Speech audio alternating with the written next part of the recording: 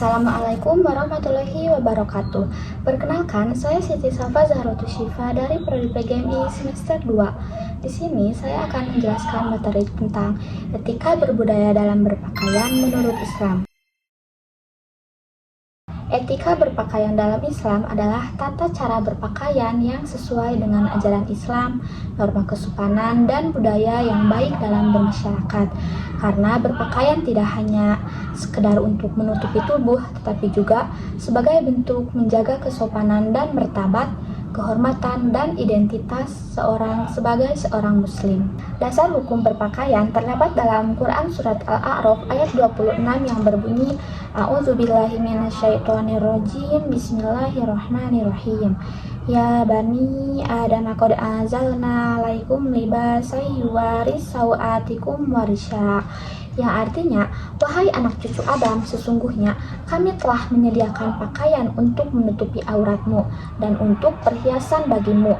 Nah, artinya surat ayat ini tuh menjelaskan bahwa Allah Subhanahu wa Ta'ala telah memberikan fasilitas kepada manusia berupa bahan baku di alam yang luas ini untuk dijadikan pakaian. Selanjutnya yaitu tujuan berpakaian. Tujuan berpakaian ada 5. Yang pertama, untuk menutup aurat. Yang kedua yaitu untuk menjaga kehormatan diri. Yang ketiga, untuk melindungi tubuh dari cuaca dan lingkungan. Misalnya saat musim dingin kita memakai pakaian yang tertutup dan yang tebal agar menjaga suhu tubuh kita tetap hangat. Yang keempat yaitu menunjukkan identitas seorang muslim. Seorang muslim identiknya memakai kerudung bagi perempuan.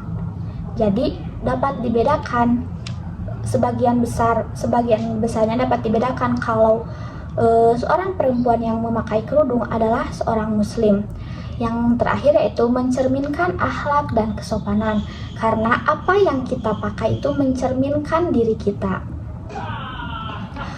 Misalnya saat ke sekolah kita diwajibkan memakai seragam agar sopan selaras. Nah, itu tuh mencerminkan diri kita dan untuk mentaati aturan juga. Nah, selanjutnya prinsip-prinsip etika berpakaian. Etika berpakaian juga ini ada prinsip-prinsipnya. Yang pertama, untuk menutup aurat dengan sempurna. Yang kedua, bersih dan suci. Jadi pakaian yang kita kenakan sehari-hari itu harus yang bersih dan suci. Misalkan hari ini kita memakai baju A dan hari berikutnya kita menggantinya, karena baju A kita cuci agar bersih dan suci, terhilang dari kotoran-kotoran yang menempel pada pakaian kita karena digunakan seharian. Yang ketiga yaitu tidak berlebihan atau bermewah-mewahan. Contohnya seperti memakai pakaian yang menjuntai sampai menyapukan apa yang kita lewati saat berjalan. Pakaian tersebut sampai menyapukan jalan. Yang keempat yaitu tidak menyerupai pakaian lawan jenis, karena di akhir zaman sekarang ini banyak sekali pakaian yang tidak etis, seperti laki-laki memakai rok atau perempuan pakaiannya hampir menyerupai laki-laki, meskipun sekarang sudah banyak pakaian laki-laki yang memang bisa digunakan untuk perempuan juga, tetapi sebaiknya biasa-biasa saja. Jadi perempuan menggunakan pakaiannya untuk perempuan, laki-laki untuk laki-laki.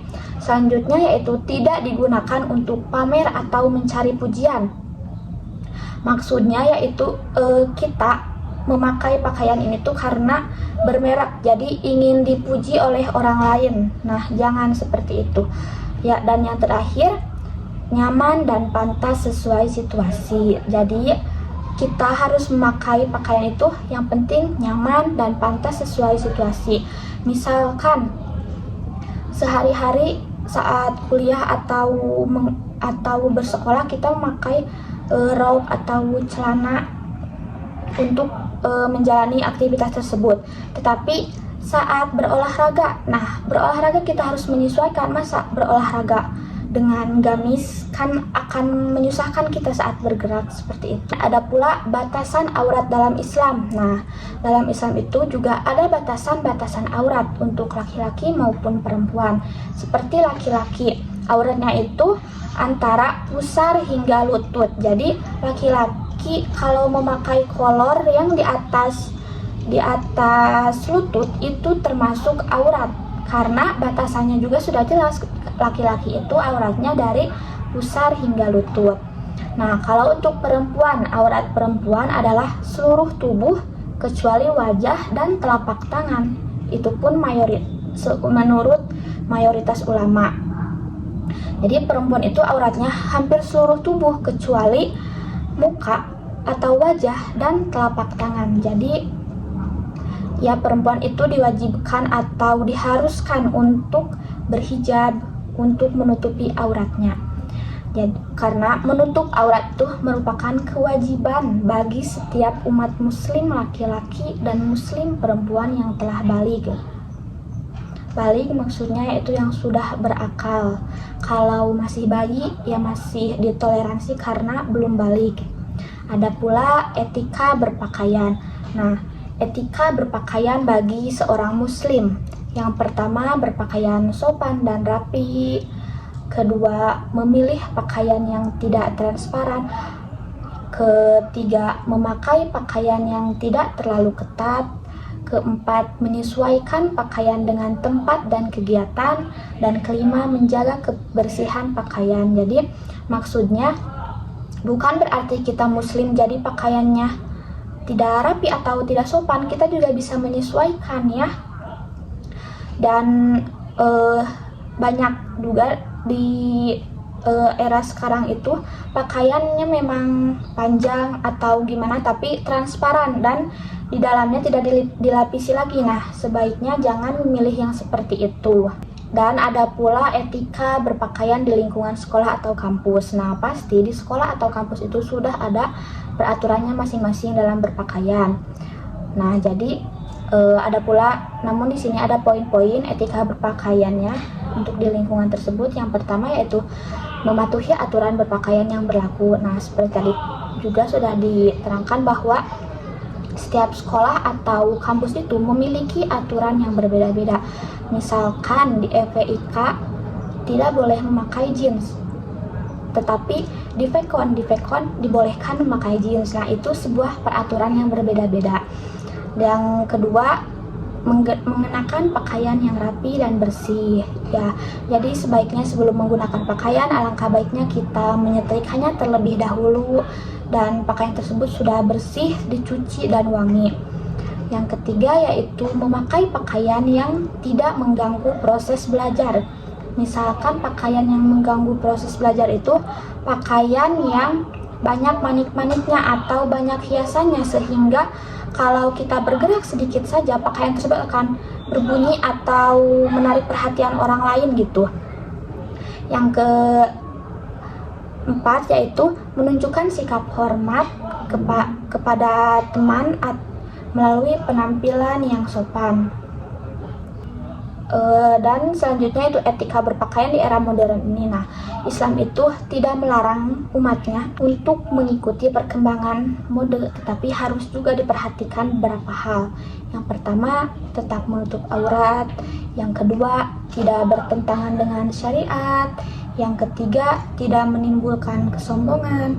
Dan yang terakhir, tetap menjaga kesopanan dan kesederhanaan. Adapun dampak positif dalam menjalankan etika berpakaian ini.